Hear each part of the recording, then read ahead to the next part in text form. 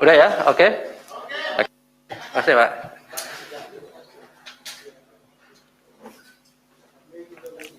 Bismillahirrahmanirrahim. Assalamualaikum warahmatullahi wabarakatuh. Selamat sore teman-teman semuanya.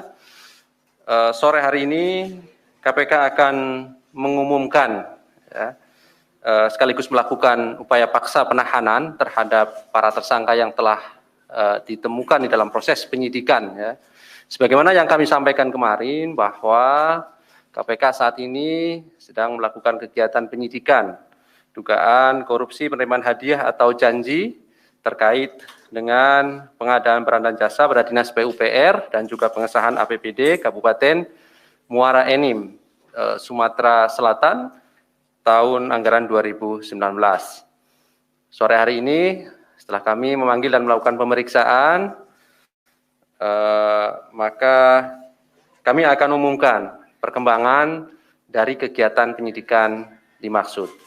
Sore hari ini hadir pimpinan Pak Alek dan juga Deputi Penindakan Pak Karyoto.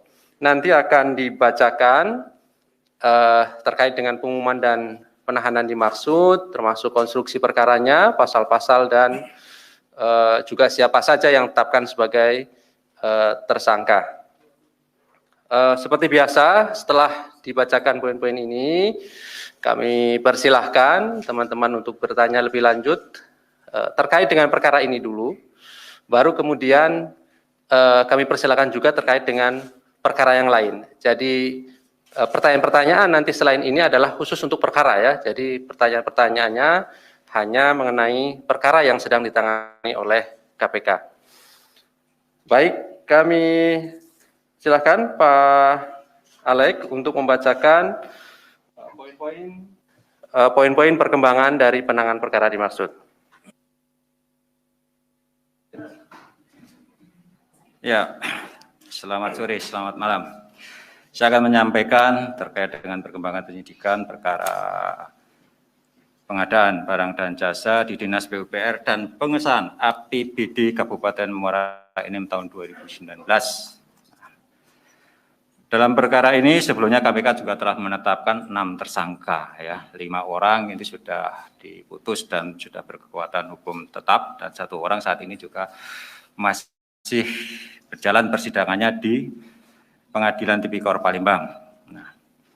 Setelah dilakukan pengumpulan informasi dan data yang kemudian ditemukan adanya bukti permulaan yang cukup dan adanya berbagai fakta hukum selama proses persidangan dalam perkara awal dengan terdakwa AY dan kawan-kawan, KPK melakukan penyelidikan dan meningkatkan status perkara ini ke tahap penyidikan pada bulan September 2021 dengan mengumumkan tersangka sebagai berikut. IG, IJ, AYS, ARK, MS, MD, MH, FR, SB, dan PR. Jadi ada 10 orang yang semuanya adalah anggota DPRD Kabupaten Muara Enim periode 2019-2023. Adapun konstruksi perkara diduga telah terjadi sebagai berikut. Untuk mendapatkan proyek pengadaan barang dan jasa di Dinas PUPR Kabupaten Muara Enim tahun 2019 pada sekitar bulan Agustus 2019, Robi Oktavalewi bersama dengan A. Elvin MZ Mukhtar menemui Ahmad Yani yang saat itu menjabat selaku Bupati Muara Enim. Dalam pertemuan tersebut, Ahmad Yani menyampaikan agar berkoordinasi langsung dengan A. Elvin MZ Mukhtar dan nantinya ada pemberian komitmen fee sebesar 10% dari nilai net proyek untuk para pihak yang ada di Pemkab Muara Enim dan para anggota DPRD Muara Enim periode 2014-2019. Pembagian proyek dan penentuan para pemenang proyek pada Dinas PUPR Kabupaten Muara Enim diduga dilakukan oleh Elvin MZ Mukhtar dan Ramlan Suryadi sebagaimana perintah dari Ahmad Yani. Diwarsah Ramlan Suryadi dan tersangka IG dan kawan agar memenangkan perusahaan milik Robi Oktavalewi. Setelah Robi Oktavalewi mendapatkan beberapa proyek di Dinas PUPR Kabupaten Muara Enim tahun 2019 dengan total nilai kontrak lebih kurang 129 miliar, kemudian dilakukan pembagian komitmen fee dengan jumlah bervariasi yang diserahkan oleh Robi Oktavalewi melalui Elvin MZ Mukhtar. Pemberian uang dimaksud diterima oleh Ahmad Yani sekitar sejumlah 1,8 miliar, Juwarsah sekitar sejumlah 2,8 miliar, dan untuk para tersangka diduga dengan total sejumlah 5,6 miliar. Terkait penerimaan para tersangka diberikan secara bertahap, yang diantaranya bertempat di salah satu rumah makan yang ada di Kabupaten Muara Enim dengan nominal minimal pemberian dari Robi Oktavalewi masing-masing mulai dari 50 juta sampai dengan 500 juta rupiah. Penerimaan uang oleh para tersangka selaku anggota DPRD diduga agar tidak ada gangguan dari pihak DPRD terhadap program-program pemerintah Kabupaten Muara Enim, khususnya terkait dengan proses pengadaan barang dan jasa di Dinas PUPR Kabupaten Muara Enim tahun 2019. Uang-uang tersebut diduga digunakan oleh para tersangka untuk kepentingan mengikuti pemilihan anggota DPRD Kabupaten Muara Enim saat itu.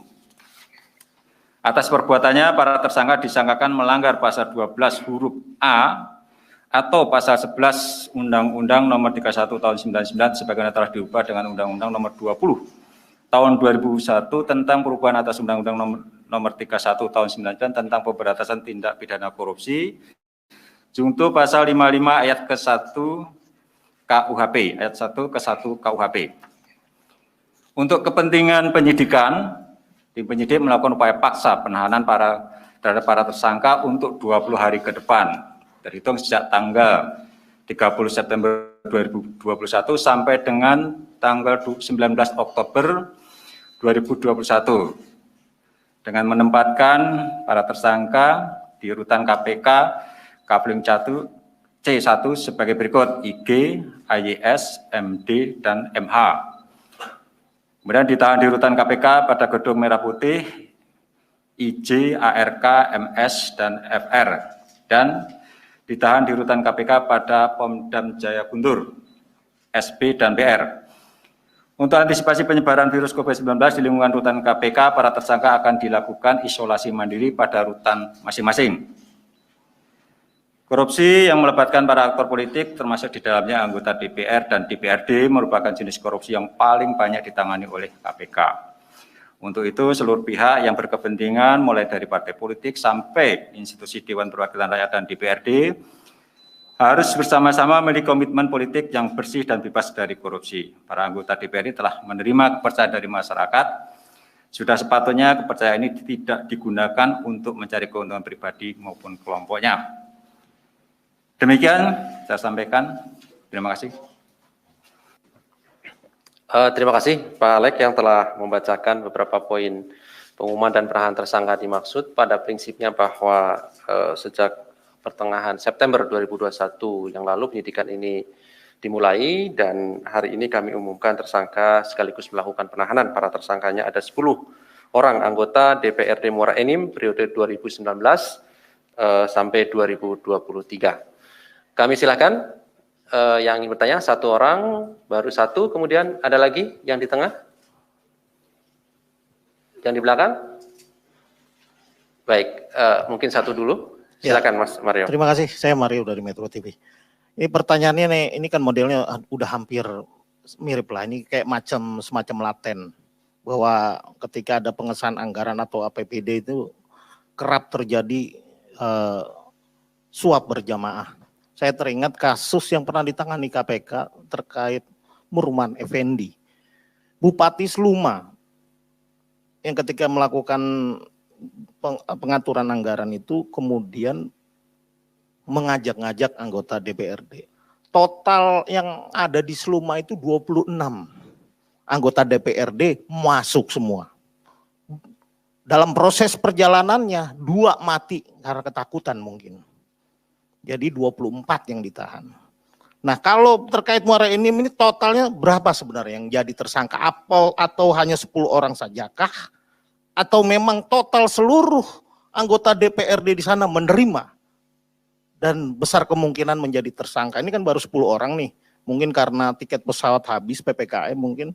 Nah, kemudian apakah KPK sudah mendalami dugaan korupsi di dinas-dinas lain? Emang mungkin yang paling empuk kan PUPR.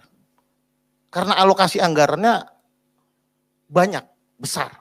Bagaimana pendalaman KPK terhadap dinas-dinas lain? Kemudian apakah KPK juga sudah melihat adanya pengembangan, adanya peran serta dari pihak-pihak lain, khususnya para tersangka ini, misalkan nitip perusahaan untuk ikut di proyek PUPR ini udah modus lama lah, udah dari zamannya nabi-nabi mungkin ya, udah polanya kayak gitu nggak berubah. Apakah KPK sudah menemukan indikasi ke arah sana? Yang kemudian ya, yang saya ingin mempertegas tadi itu, berapa dari anggota dewan ini yang sudah mengembalikan?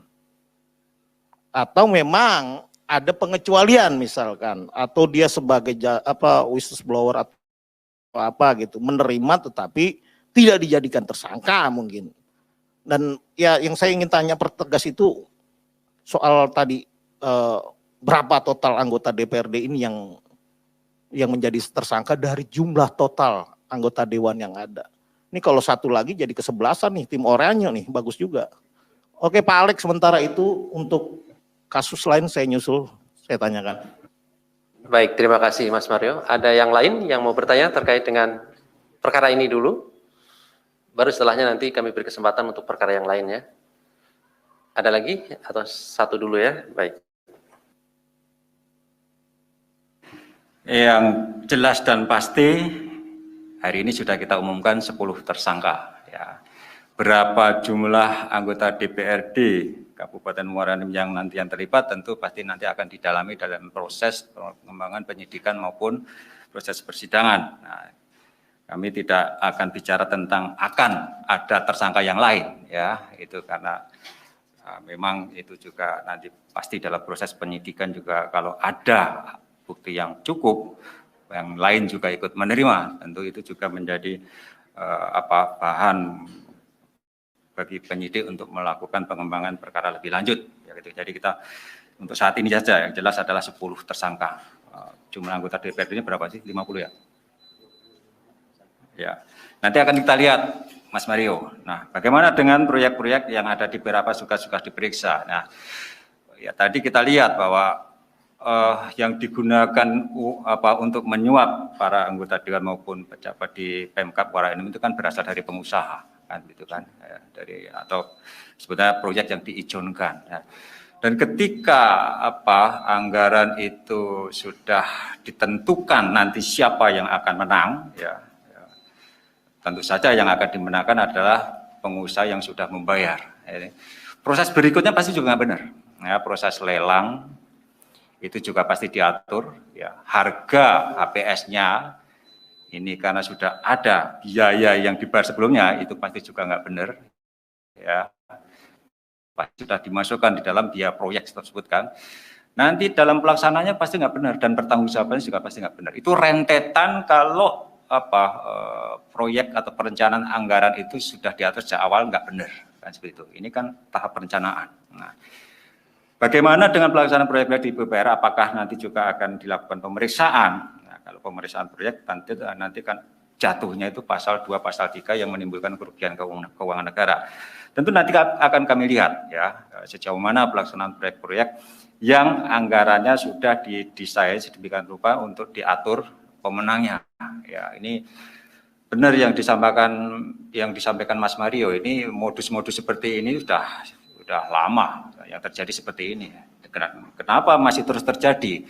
Kan pertanyaan terus seperti itu kan. Kenapa? Ya kita melihat dan rasa-rasanya KPK sudah berkali-kali menyampaikan ini kan menjadi semacam ya lingkaran yang tidak ada putusnya itu kan. Ada saja alasannya ya karena biaya politik yang mahal. Ya. Teman-teman anggota DPRD itu kan harus mengembalikan modal biaya dalam pelaksanaan pileg kan, ya, pilihan legislatif ya. Banyak uang yang keluar dan kemudian ketika penghasilan resmi itu tidak bisa menutup biaya ya tentu mereka akan mencari-cari dengan cara seperti ini ya. Ini tentu menjadi PR dari partai politik, pemerintah, bagaimana bisa duduk bersama untuk memutus rantai korupsi dari anggota legislatif ini, dan juga termasuk eksekutif sebetulnya, rata-rata karena mereka mengeluarkan biaya yang tidak sedikit. Nah, ini setiap menjelang pilkada dan pilihan legislatif itu selalu kami sampaikan ya, di KPK itu. Ini model-model pembiayaan partai politik dan model-model kampanye yang jor-joran, istilahnya itu, ya, dengan bagi-bagi uang ke masyarakat, ini sangat tidak sehat dan potensi nanti kalau terpilih pasti juga akan menimbulkan korupsi yang berkali-kali, yang berulang berkali-kali. Saya kira itu Mas Mario terkait dengan korupsi yang menyangkut anggota DPR dan DPRD, itu hal seperti itu. Alex belum dijawab soal apakah memang para tersangka ini sudah ada yang mengembalikan. Kedua yang menjadi catatan yang telah KPK lupa, ketika terjadi tadi pertama soal apakah para tersangka ini ada mengembalikan, ini kan variatif dari 50 sampai gope juta. Nah, yang kadang KPK lupa, ini kan anggota dewan tentu akan dilakukan pergantian. Apakah KPK kerap melakukan pengawasan PAW-nya ini siapa? Atau Pak Alex tadi menyembasa Pak Alex lah. Cara-cara ini sudah tidak benar. Nah, kemudian ketika melakukan pengisian yang siapa yang mengganti anggota dewan ini tentu tidak jauh juga nanti akan berhubungan dengan cara-cara tidak benar. Apakah KPK juga akan melakukan pendampingan ketika dilakukan penunjukan PAW pengganti para anggota dewan ini agar tidak terulang kejadian yang sama? Dua pertanyaan itu. Apakah pertama soal KPK para tersangka ini sudah ada yang mengembalikan atau memang belum?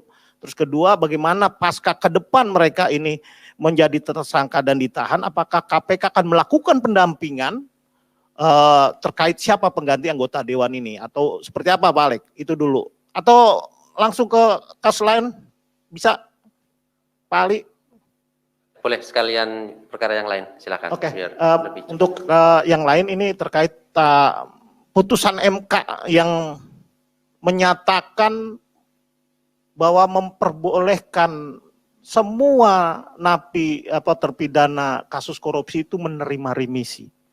Ini tanggapan pimpinan KPK bagaimana? Ini kan bertentangan dengan semangat pemberantasan korupsi yang kerap diusung.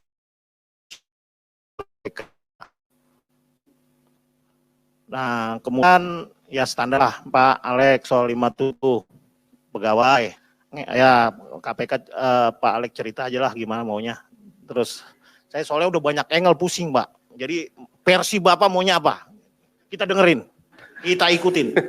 Nah kemudian yang terakhir itu kasus terakhir sedikit Pak, kendala pemeriksaan. Saya kembali lagi ngomong nih, kembali pemeriksaan kendalanya dari Paulus Thanos itu apa?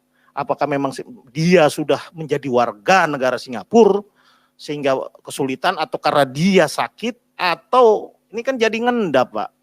Apa karena nih satu orang 3 tersangka lain tuh menggantung statusnya, atau memang ada kendala lain sehingga kasus EKTP ini tidak pernah tuntas? Besok kita udah ganti KTP touchscreen loh, repot juga, ini baru elektronik, ini kelamaan gitu loh Pak. Dua itu dulu. Terima kasih Mas Mario. Siapa saja yang sudah mengembalikan, mungkin Pak Karyoto bisa menjawab.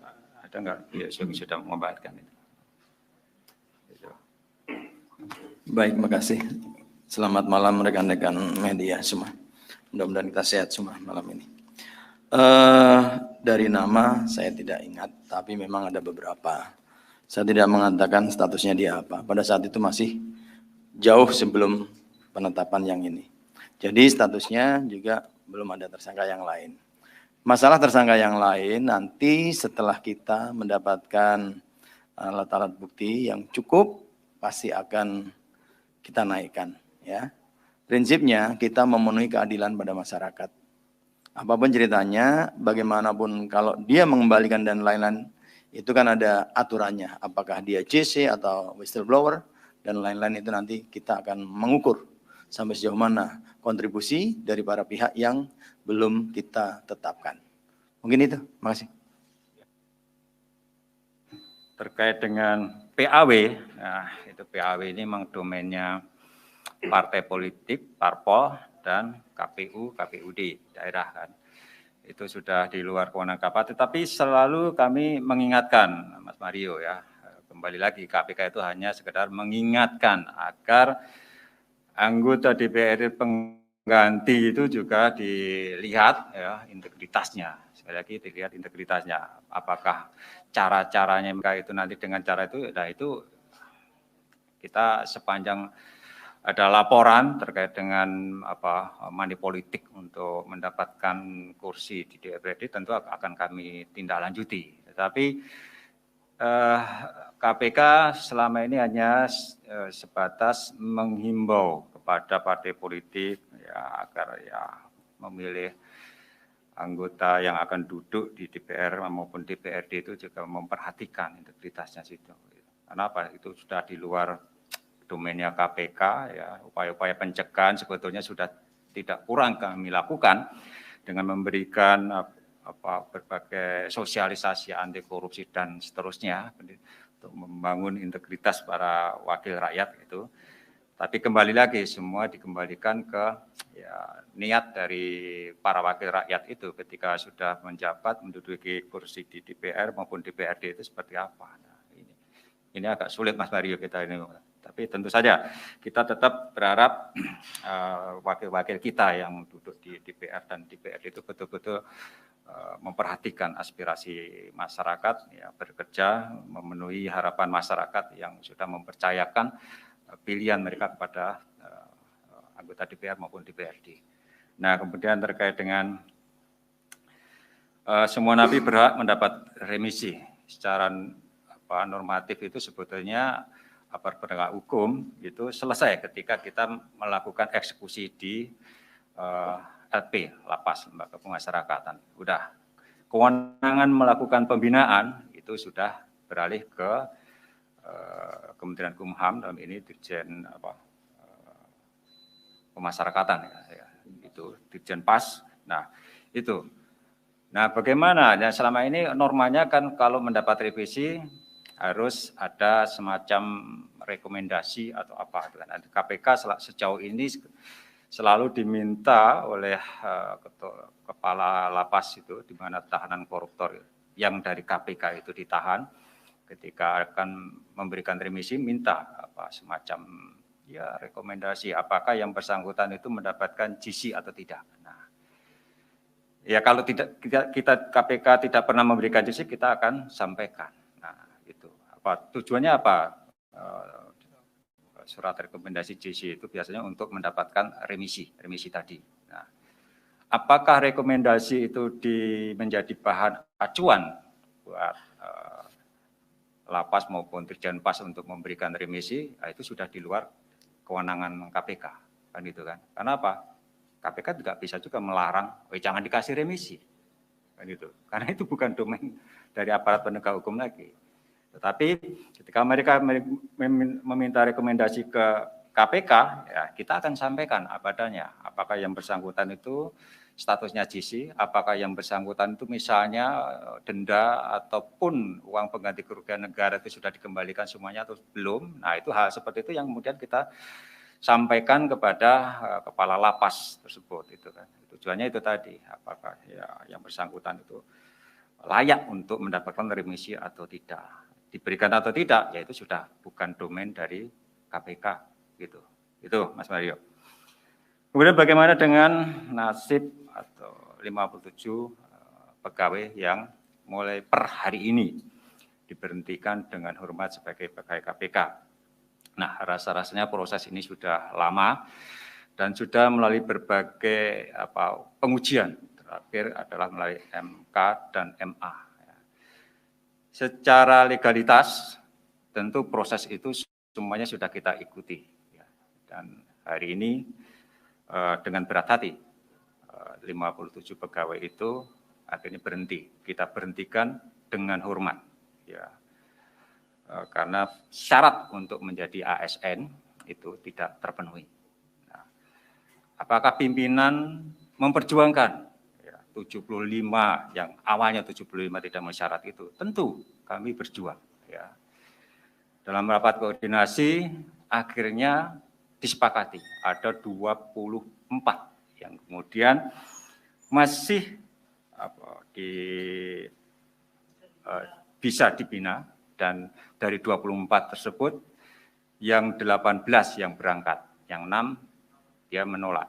Ya, akhirnya yang 18 kemudian kita lantik sebagai susulan. Nah, itu perjuangan pimpinan waktu melakukan rapat koordinasi untuk menindaklanjuti dari statement Presiden, ya, agar dilakukan koordinasi antar lembaga, dan KPK sudah melakukan koordinasi itu dengan Menpan, BKN, Kementerian Kumham, KASN, dan LAN.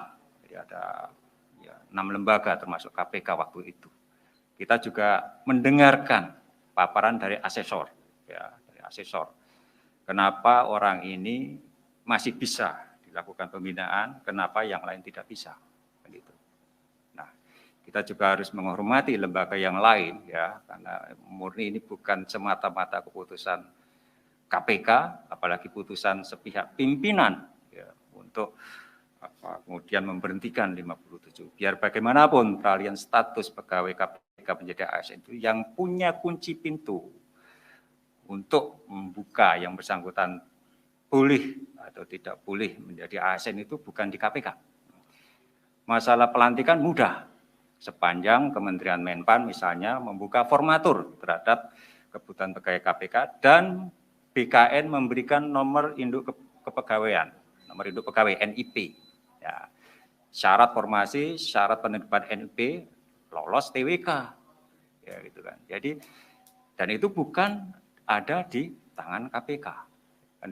Ketika mereka memberikan formasi dan menerbitkan NIP, tentu akan kami lantik sebagai ASN. Itu yang terjadi. Ya. Tentu apakah KPK lepas tangan kemudian terhadap 57, dan ya KPK sebetulnya sudah berkoordinasi dengan beberapa lembaga. Kami tidak kemudian membuang diri, ya. Kami tetap memperhatikan, ya. Tentu itu semua didasarkan atas permohonan dari pegawai. Ya. Kami akan memberikan atau memfasilitasi. Itu. Bagaimana dengan keinginan Polri untuk merekrut 57 pegawai tersebut menjadi pegawai Polri, tentu kami menghormati. Ya. Prinsipnya per hari ini KPK dengan 57 pegawai tersebut kan sudah tidak memiliki hubungan kepegawaian lagi. Ya. Artinya 57 pegawai tersebut menjadi pegawai yang bukan pegawai, menjadi orang bebas, kemudian kalau ada lembaga instansi lain ingin merekrut 57 pegawai tersebut, ya, tentu itu menjadi domain kewenangan dari lembaga-lembaga terkait, ya, itu. Nah, kami menghormati itu, ya. Ada pihak lain yang ikut memperhatikan nasib dari 57 pegawai KPK, dan itu. Dan biar bagaimanapun kontribusi mereka selama di KPK juga harus kami hormati, kami hargai, ya, kan. Kami berharap dimanapun mereka nanti dapat bekerja, nilai-nilai integritas yang selama ini diperoleh, ya, dan dialami di KPK ini, itu juga akan mereka bawa di tempat kerja mereka yang baru, dan bisa membawa perubahan, ya, di instansi-instansi baru, atau nanti kalau bisa di BUMN, bisa membawa perubahan yang cukup signifikan terkait nilai-nilai integritas. Nah, persoalan pemberantasan korupsi selama ini adalah menyangkut integritas, ya. Dan dulu sebelumnya kita juga punya program akan menempatkan pegawai KPK di instansi-instansi pemerintah dan BUMN strategis, ya, menjadi integrity officer, ya. Itu menjadi pegawai KPK yang kita taruh di sana. Nah, kalau mereka nanti 57 pegawai itu bisa berkarya di tempat lain, ya, dan nilai-nilai KPK itu mereka bawa di tempat kerja yang baru dan membawa perubahan, itu tentu menjadi kekuatan kita bersama dalam rangka pemberantasan korupsi, gitu kan. Jadi pemberantasan korupsi tidak hanya di KPK tetapi juga bisa dilakukan lewat lembaga-lembaga yang lain. Saya kira itu, Mas Mario.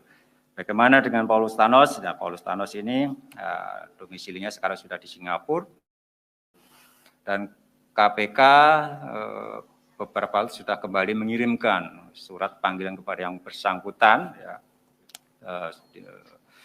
Saya tidak tahu apakah sudah ada balasan. Ya, nanti akan kita periksa. Misalnya kalau tidak bisa diperiksa di KPK karena yang bersangkutan masih di Singapura, tentu kita akan minta bantuan CPIB, ya itu KPK-nya Singapura, ya supaya difasilitasi untuk dilakukan pemeriksaan. Dan ini sudah beberapa kali KPK berkoordinasi dengan CPIB untuk melakukan saksi maupun tersangka yang menjadi tersangka, kita periksa di kantor CPIB. Ya, itu yang kami lakukan, Mas Mario, terkait dengan perkembangan perkara IKTP itu. Nah, ini memang kesulitannya karena pandemi. Penyidik KPK juga belum bisa masuk ke Singapura. Ya. Dan mudah-mudahan kalau sudah ada tanggapan dari Paulus Thanos itu, ya, dibalas dia mau diperiksa di mana, gitu kan. Itu nanti segera kita tindak lanjuti. Kalau dia maunya diperiksa di CPIB, ya tentu kita ke sana. Ya. Apa nggak bisa dilakukan upaya paksa penahanan? Tentu kita tidak punya perjanjian ekstradisi kan dengan pemerintah Singapura. Itu yang terjadi. Saya kira itu, Mas Maria. Ya. Baik, terima kasih Pak. Saya kira cukup ya, Mas Maria.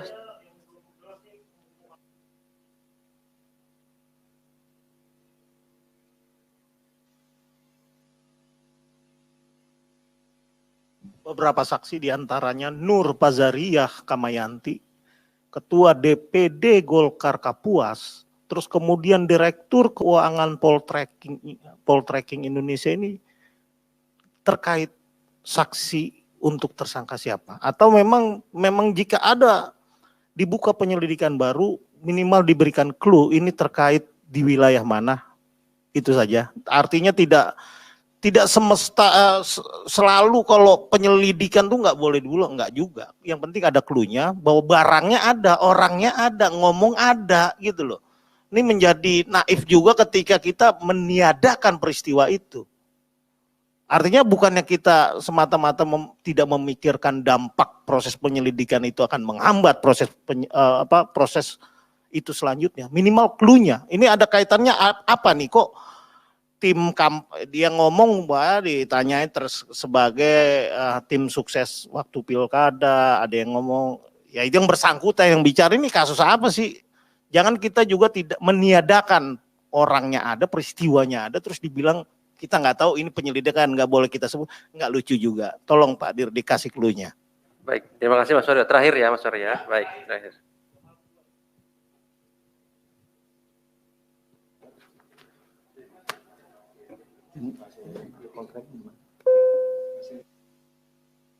Saya juga dengan kerasnya akan mengatakan kepada Pak Mario, kalau prinsip-prinsip penyelidikan ya harus keras kayak begini.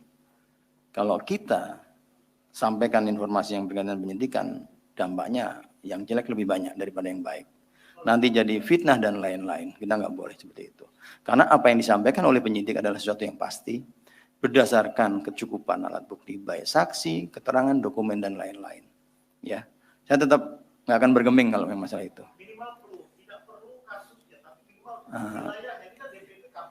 Ini bukan pasal ya, bukan pasal yang harus diselesaikan. Pasalnya buat kami nanti kalau udah ketahuan gambarnya baru kita sampaikan. Seperti itu. Terima kasih. Baik, terima kasih Pak Deputi, terima kasih Pak Pimpinan, Pak Alex, dan rekan-rekan semua yang hadir pada malam hari ini. Assalamualaikum warahmatullahi wabarakatuh.